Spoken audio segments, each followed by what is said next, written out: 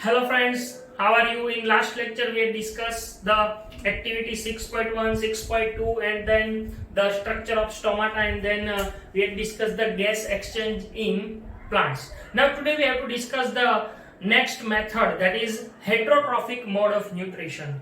In heterotrophic mode of nutrition, the organism completely depends upon other organism. It means it do not produces or it do not synthesize their own food. They completely depends upon other organisms. So heterotrophic nutrition.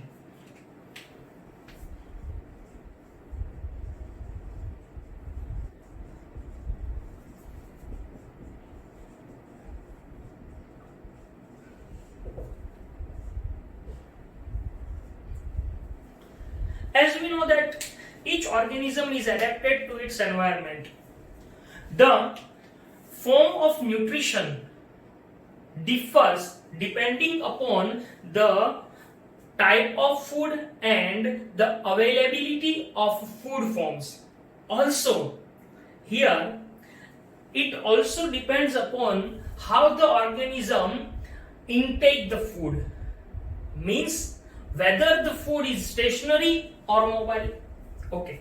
Now, for example, stationary, grass or any plant, stationary, but mobile, for example, deer. So as we know that the cow eat grass.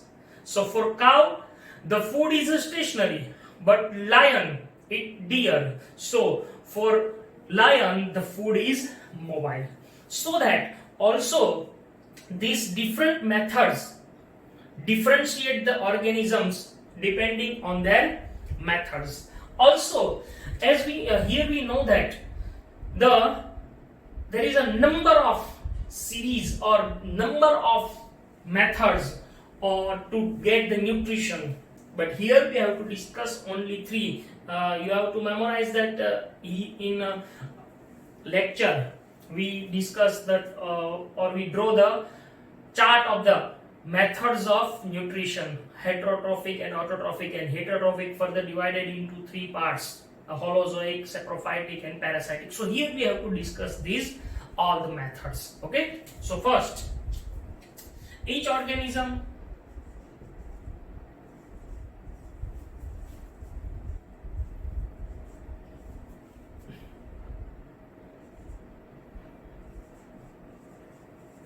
depends on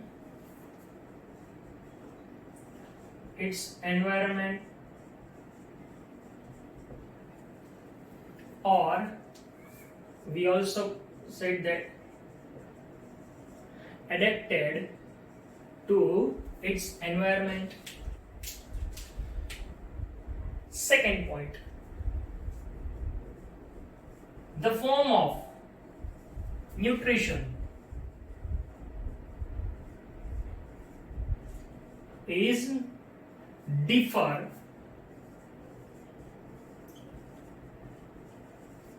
depending on mainly two things. Which two things? The type and availability of food material as well as the method to intake the food. Okay? For example, whether the food source is stationary or mobile. It means stationary,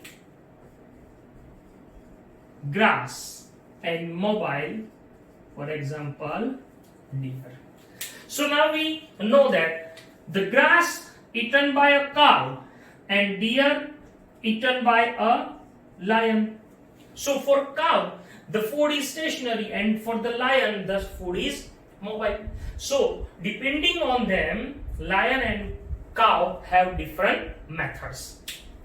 Also, we know that there are series of methods for nutrition, but here we have to discuss mainly three: saprophytic, parasitic, and holozoic nutrition.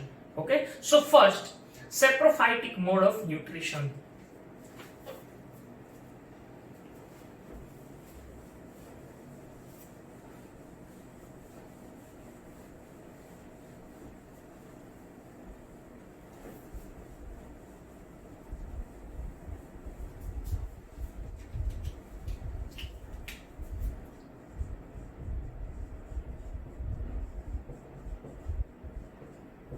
Heterotrophic divided into mainly three parts.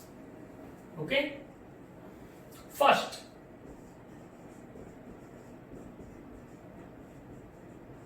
saprophytic.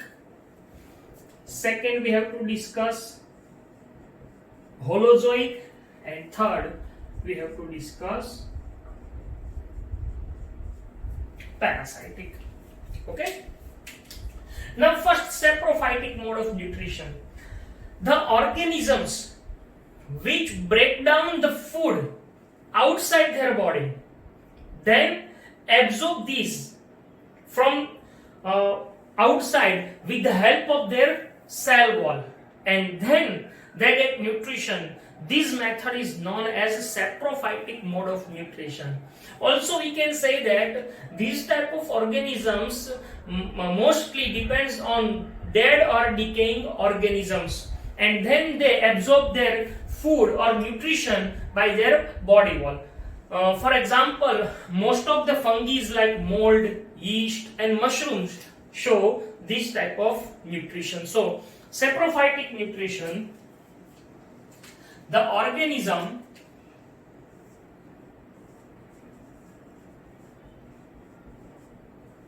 break down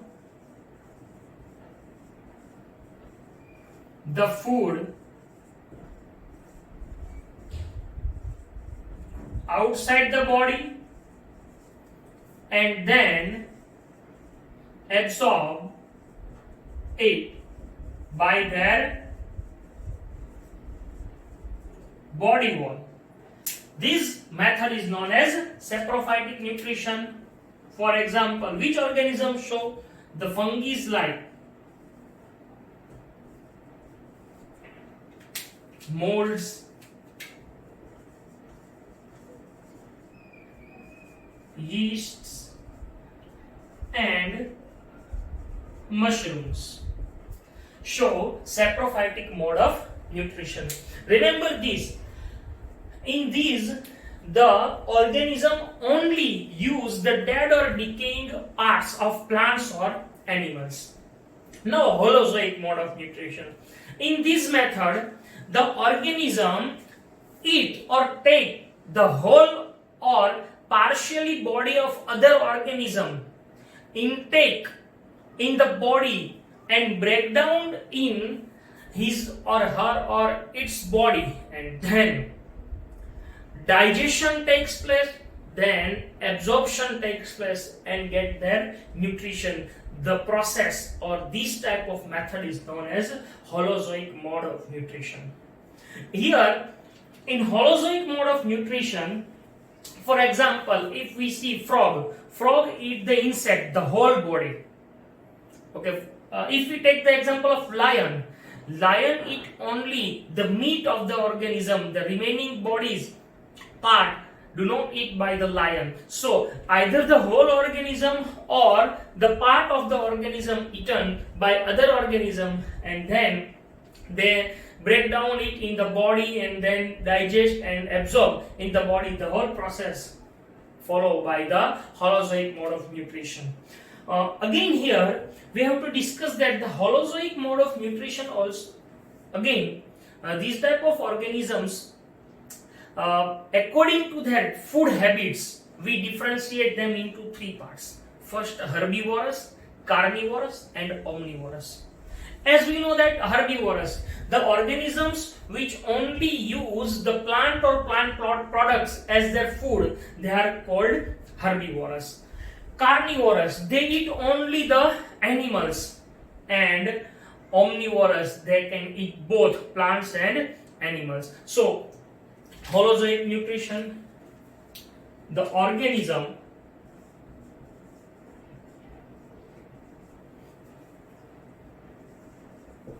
eat whole body or a part of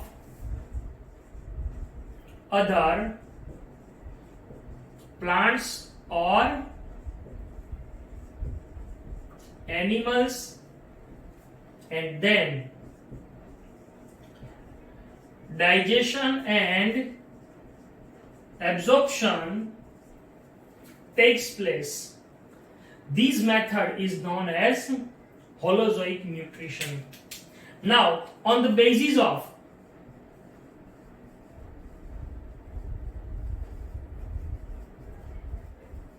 type of food, again they are divided into three parts. First, herbivorous. Second, carnivorous. And third, omnivorous. As we discuss herbivorous, for example, cow or deer. Carnivorous, lion, tiger. Omnivorous, man, rat, cockroach are omnivorous. So holozoic mode of nutrition. Here, in these organisms kill the other organism and then take the food. Now parasitic mode. Okay, in parasitic mode of nutrition, the organism completely depends upon other plant or animal. But here, one thing I want to mention, and you have to memorize that in this mode, the organism do not kill other organism. Only they absorb the required material from the body. Yeah. Second thing, in this mode of nutrition, the organism either living outside the body or inside the body.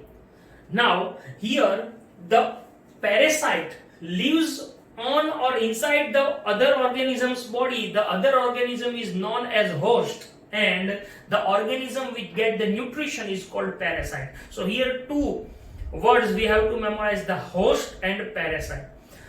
The parasite completely or totally associate with the host and use the material from the host body. Yeah, this type of parasitic mode of nutrition also seen in some plants and animals. So the examples of parasitic mode of nutrition are cascata, or we call them Amoeba. Second, lice, ticks, leeches, tapeworms, and plasmodium. Here I want to mention one thing again, that cascata or Amoeba is not completely parasite. It is partially parasite because it can photosynthesis, but only the required materials like water and other organic or inorganic materials which absorb from other plant, but they perform their photosynthesis, so it is not completely parasitic. Okay, but here the example is given, so we have to write down. So parasitic, the organism living inside or outside the body of other organism, but they do not kill them. Okay, it is very important.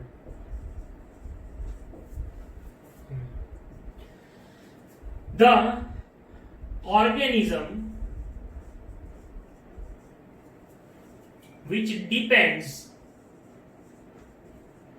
called parasite, and the organism which gives nutrition is called host. Okay, so examples of, here remember these, they do not kill them, they remain inside or outside the body and then they absorb the required materials. Example, Cascata, or we called it Amoeba. Second, ticks, lice, leeches, tapeworms, and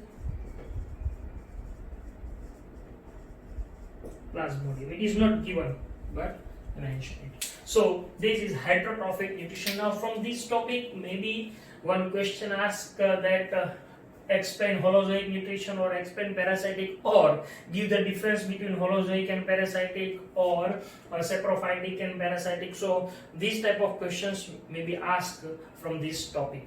Okay, so here heterotrophic mode of nutrition complete. Now today we have to discuss again the next topic, that is how the organism or how the higher level organisms take their food. But before it we have to discuss that the nutrition in amoeba. So our next topic is nutrition in amoeba.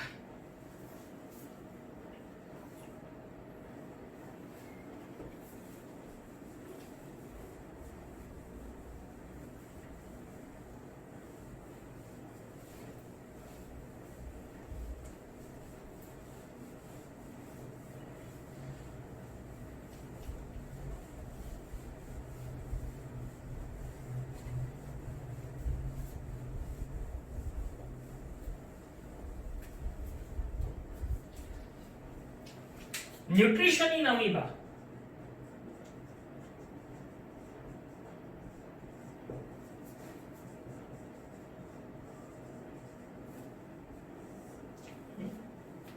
As we know that amoeba is a unicellular organism, they live in water, so they take their food from water.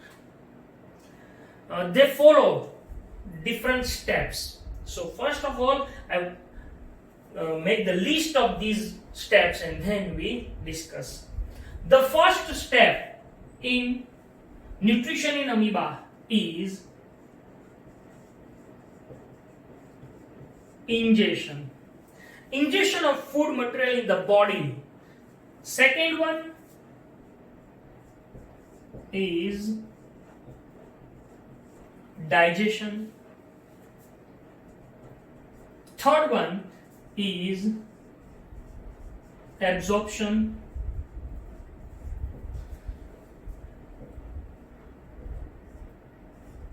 Fourth one is assimilation.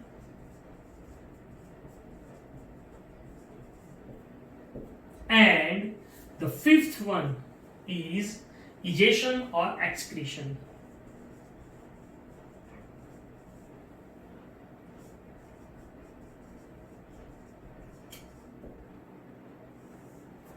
So these 5 steps followed by amoeba.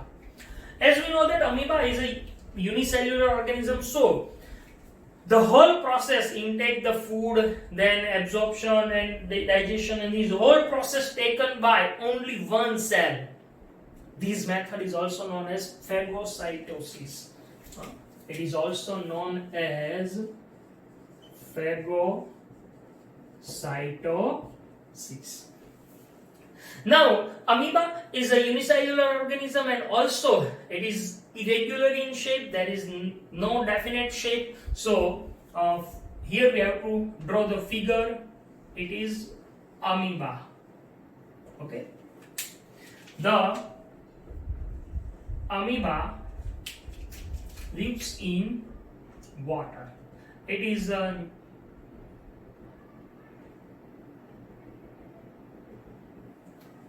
cytoplasm, nucleus, and here It is the food particle. As you studied in standard 9 that there are different organelles found in the cell. So here I want to mention one organelle, that is here lysosome. Lysosome is called food pouch, or we called it the digestive pouch, because most of the enzymes which are responsible for digestion are present in this pouch, though. So that is lysosome.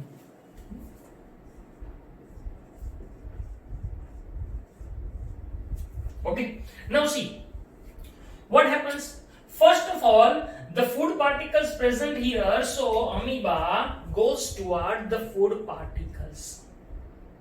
So first figure indicate that the amoeba moves toward the food particle.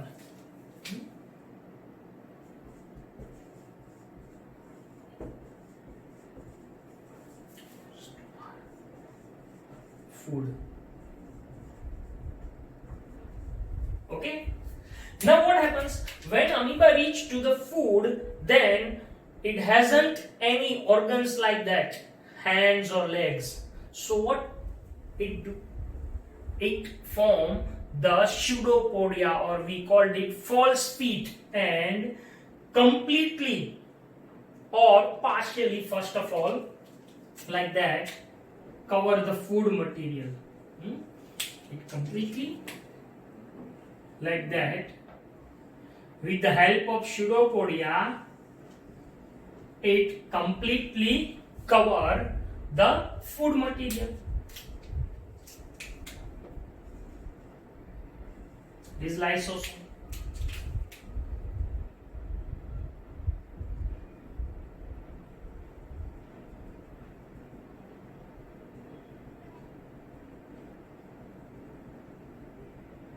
Okay, now what happens?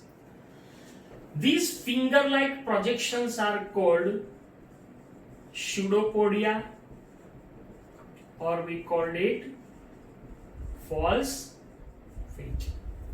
Okay. Now, with this lysosome, the food is not entering the body again. Here, in this step, the food is not entering the body. But now, when these two pseudopodia, when releases or when it join, what happened? The food comes in the pouch-like structure with lysosome, and this pouch-like structure is called food vacuole, and the whole process is called ingestion. Okay, so it is second point, that formation of false feet or pseudopodia. Now what happens here? The food now enters into this pouch-like structure with lysosome. See, it is lysosome, nucleus and cytoplasm. So formation of food vacuole takes place. This is called food vacuole. So third point is formation of food vacuole.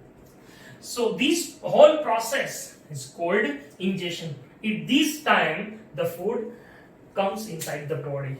So first point, ingestion, that amoeba moves toward the food particle. Second, then extend the false feet around it, then cover the whole food inside the pouch with lysosome. The whole process is called ingestion. And the pouch-like structure is called food vacuole. Okay, now what happens when the food comes into contact with lysosome? The wall of the lysosome ruptures and all the enzymes comes out and digest the food into food vacuole. So here you have to memorize one thing, that the digestion process is amoeba depends upon lysosome or the enzymes of lysosome. So second, digestion. In digestion what happened? The enzymes of lysosome digest the food particle in food vacuole. Okay, now when the food vacuole, in food vacuole the digestion completes, now these cytoplasm absorb the digested food materials, that is called absorption. So the digested food material absorbed by the cytoplasm, this is called absorption.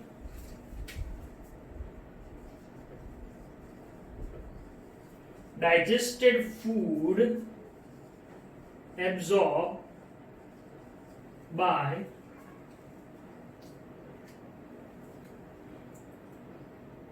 the cytoplasm, this is called absorption. Now assimilation. The meaning of assimilation is the absorbed food used by amoeba for getting energy, and the remaining part of the food help for growth in amoeba. This process is called assimilation. So in assimilation what happened? The absorbed food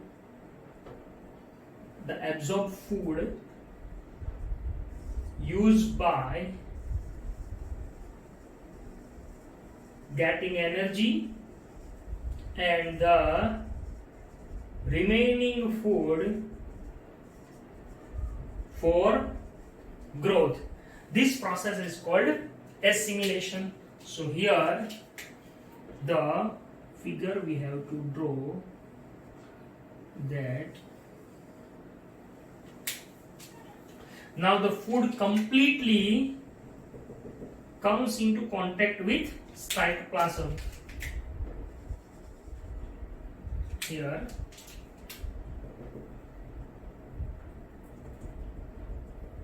so this is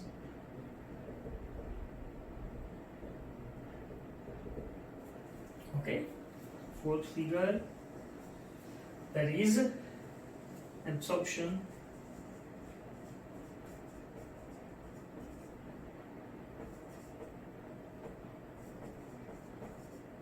Okay, so now assimilation, getting energy, and remaining material used for growth. And the last one, the undigested food which remain in the food vacuole.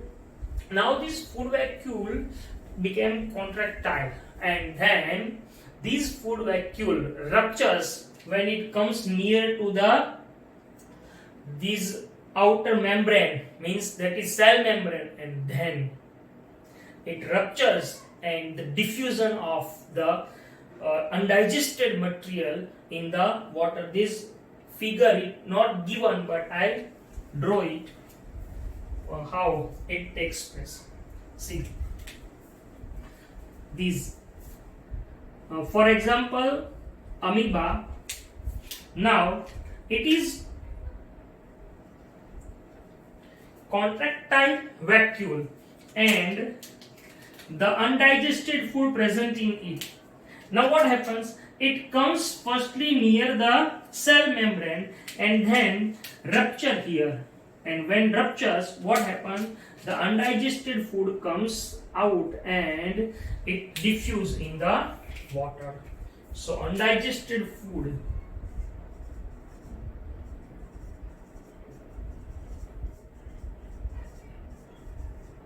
from food vacuole by rupturing the vacuole diffuse in the water. This process is called egestion or excretion. So by this way the nutrition in amoeba seen. Also another unicellular organism like paramecium. We know that paramecium has definite or definite shape. Around the body of paramecium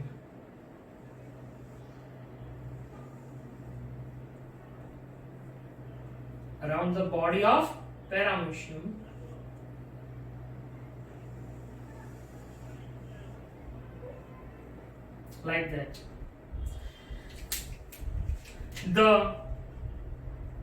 These type of structures we see that we called cilia. With the help of movement of cilia, they get their food near to them. They have specific spot for entering the food in the body, and then the whole process followed by this method. But only the ingestion process is differ from amoeba. Okay, so by the movement of this cilia, the food comes and with the help of specific spot, the paramecium inject their food. So that is nutrition in amoeba. So here we complete our lecture. In next lecture we will discuss the nutrition or the digestion process in human being. Thank you.